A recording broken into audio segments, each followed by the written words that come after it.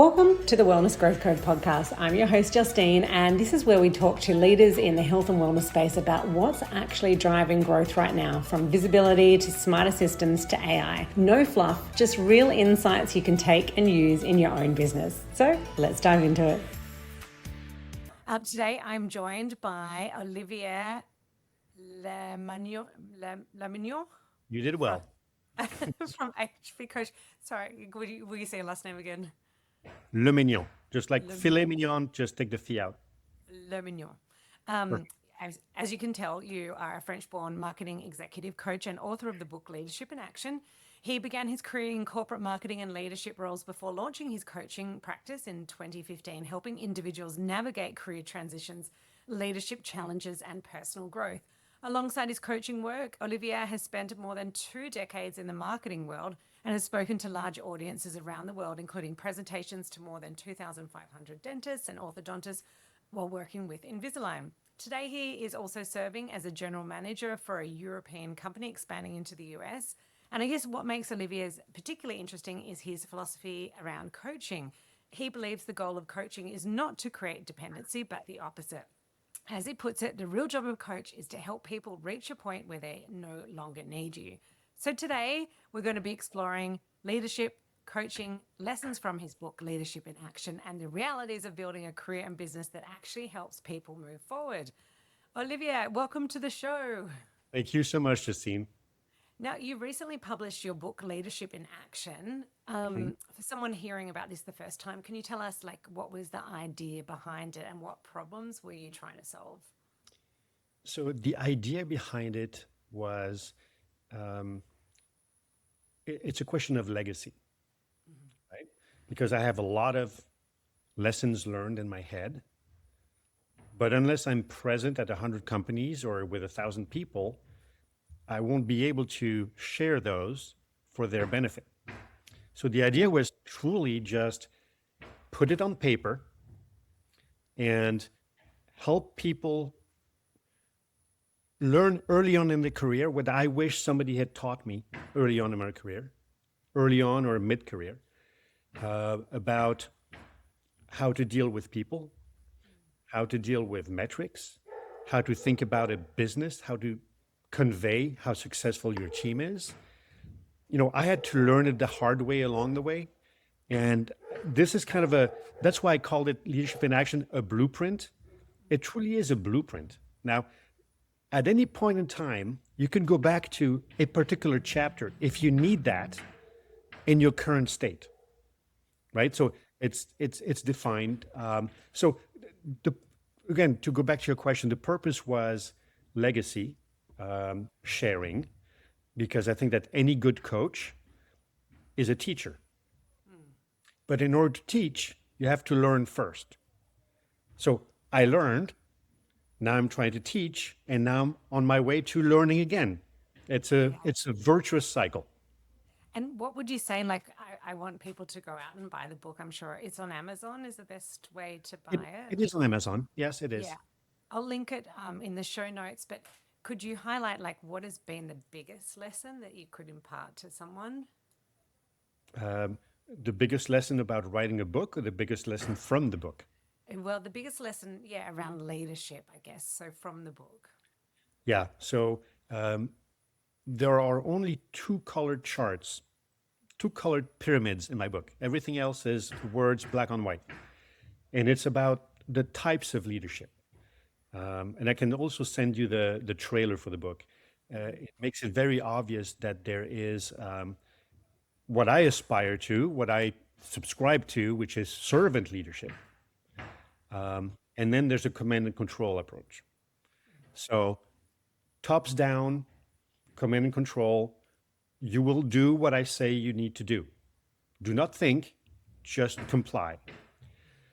And then there's a servant leadership, which is really an approach where you understand that your most valuable assets in the company are your people. And in order to progress and become better as an organization, you need to invest in your people.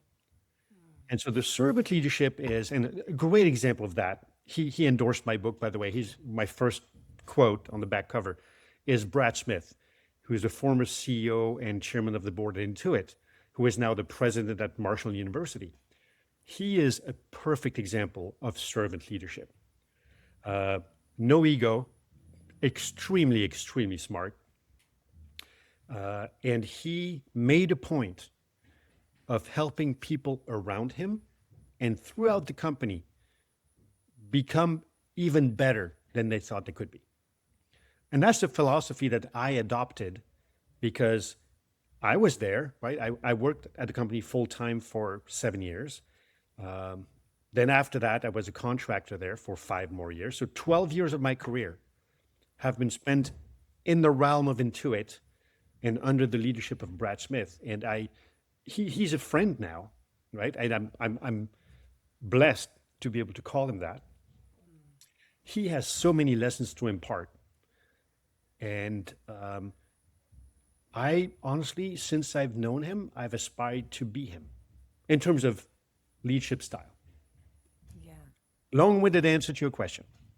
No, I love it. But as you said, the two styles of leadership. The second one, you have longevity. I feel like if you're led by that first leadership, people don't want to stick around. And I'm sure we've all experienced that dictatorship. But look at you, that you did that style of leading, and then you have loyalty with your staff for such a long time afterwards. You know, I've had people who have followed me to 3 different companies in their career because I think that so if I were to use some key words, I think that respect is key, empathy is key, and understanding how to help your people grow in the way they want to. Some don't want to. They're okay staying at marketing manager level for 40 years. And that's fine. There's nothing wrong with that. But those who want to advance and have not gone through the experience by themselves and need guidance, it's being open to understanding what leadership do they need in order to achieve their goals.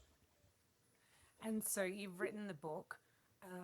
You are now the general manager of a new company, and then you've also got your coaching business on the side. You keep busy, and 6 kids. It's Oh my goodness. What what's been your proudest moment so far? Probably raising children, I would say. But yeah, yeah. I what think about I think obviously children, but let's bring it back to business. I actually mentioned my children in my book, in the acknowledgments, because I found that raising 6 children, going through the effort, the failures, understanding the failures, trying to do better, and then rinse and repeat, is really not that different from work, right? You try, you fail, you learn, you become better. So that's the kids aspect. Why do I keep busy? Well, go ahead. Well, yeah, I was even going to say, like, I mean, I would say raising children is a very big accomplishment, but like in business wise, what do you look back over and what has been the biggest like win or something that you're super proud of in your career? Sure. Um, so I think that one of my mentors was Scott Cook, the founder of Intuit. He founded Intuit when it was just Quicken in 1983, right? That company has grown in ways that are unfathomable, but thanks to the leadership of the various CEOs who have been in place. In 2008, I received the Marketer of the Year award from Scott Cook. That was a very proud moment because I did not seek it. I didn't even know it was coming. And actually, I was speaking at a search marketing conference in Chicago, and so I had to be patched in because I didn't know that was happening. I had a big meeting, company-wide meeting, where it was being announced. So that's one of my proud moments because it wasn't something I was seeking. It was something that I received based on my performance and based on my approach and how my team felt and what we were able to accomplish. So That's that probably amazing. stands out. And then I guess, so that one of your proudest moments, what would you say is one of your biggest lessons along your journey? Mm. Okay, biggest lesson, and that's a painful one, um, is beware of politics. Mhm. Because you can be the best you can be. If somebody else wants to step on your head to get ahead and cut the grass under your feet, that will happen. Yeah, So that's my biggest lesson, which is it's not a positive lesson. It's yeah, definitely a watch out. yeah. I think that rings true. My sister's high up in banking, and our lifestyles are so different. I've always been an entrepreneur. She's always worked in a company, but yeah, the politics that I hear at an older age is just, yeah. Yeah. I'm very grateful that I can usually run my own show. So, Hmm. Hmm. um, I guess now that you're in this stage of your career, what are you most focused on right now? Um, well, I guess I'm just like other people, most focused on the next stage. Yeah. Uh, I don't want to rinse and repeat what I've done in the past. I'm interested in things that can expand my mind and continue to help me learn. Mm. So, there's something I talk about in my book, which is the the three concentric circles of in the very middle. Imagine the Target logo. Okay, Mm. in the very middle, you have the comfort zone. You know you can nail it. You've done it forever. It's rinse and repeat. You're good. Then you go outside of that. The next concentric circle is the learning zone. That's when you're a little bit outside of your comfort zone. But if you're so inclined that it interests you, you get to still grow and learn. What to avoid is to go the outer concentric circle, which is the panic zone. That is so far out of your comfort zone that essentially you're losing everything.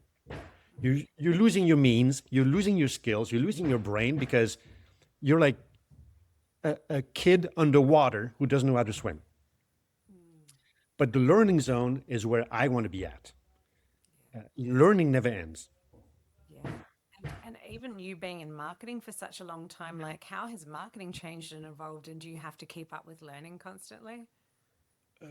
Oh, yes. And it's worse now. I mean, it's worse and better now. It's worse now that, you know, the AI is everything that companies are, putting the hook on and saying, oh, we're implementing AI.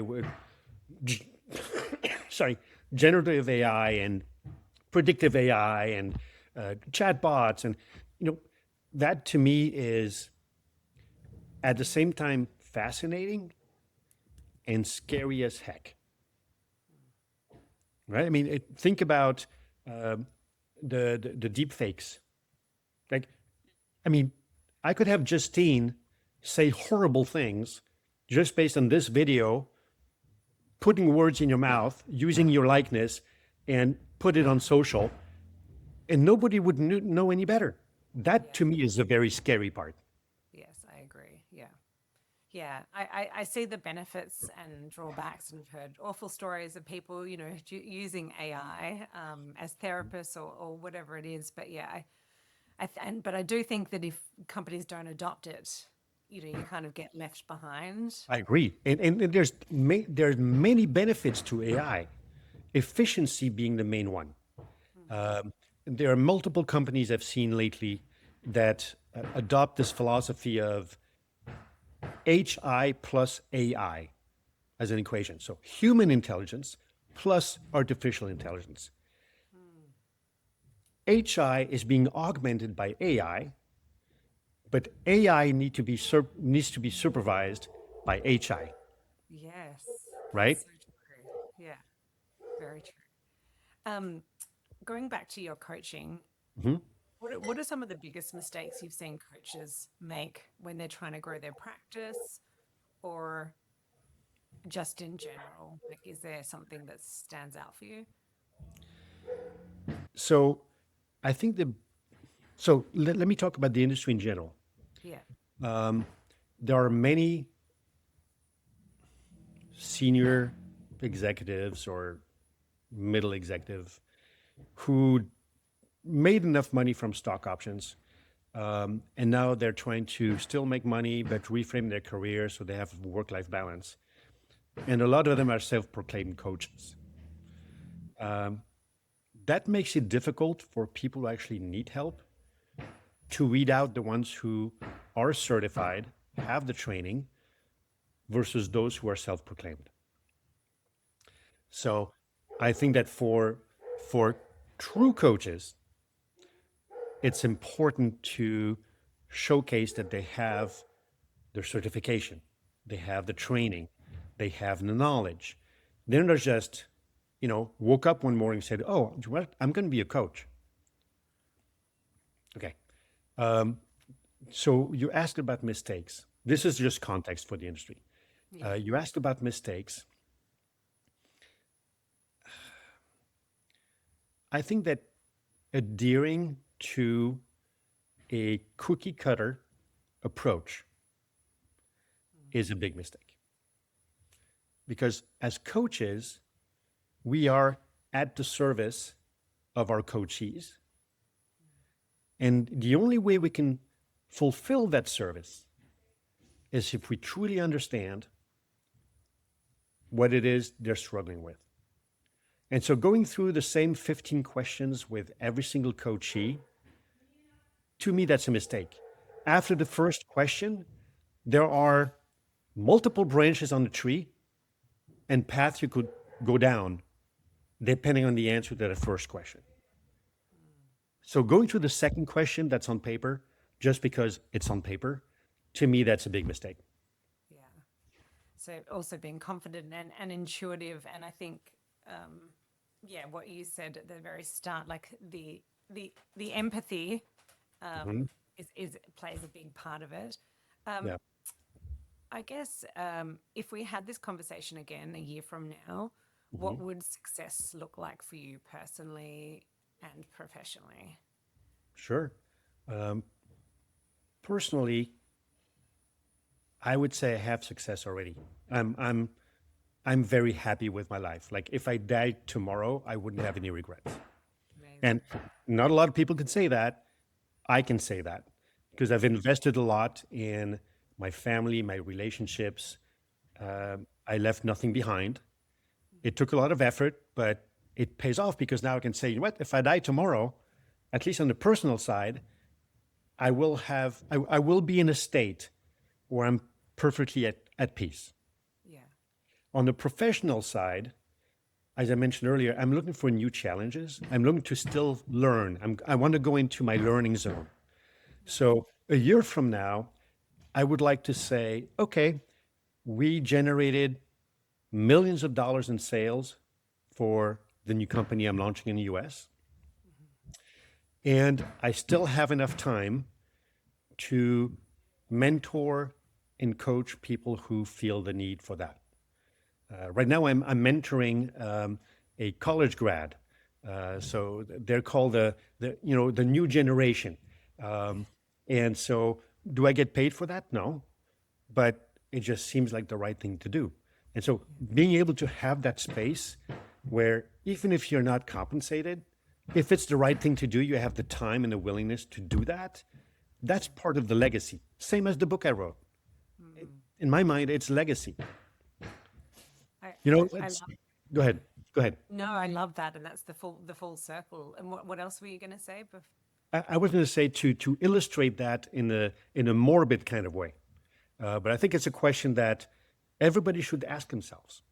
And I ask myself that question: what would I want on my tombstone? What would I want inscribed on my tombstone? Is it he was a great marketer, fantastic campaigns, award-winning TV ads, or would I simply want to have he changed people's lives for the better? Yeah. Well, it's the latter, without a doubt. So that's my philosophy of I life. I love that. So many gems of wisdom. I think if it was my tombstone, I feel like she was always racing here, there, everywhere. I think I need to take some advice and just, concentrate on really the family is what matters. But yeah, it's busy, It busy is. season of life. Yep. Yep. Um, I guess finally, for anyone that wants to like coach with you, work with you, or um, purchase your book and get some of these tips for their business, what is the best way to get in touch with you? So the best ways are sending me an email.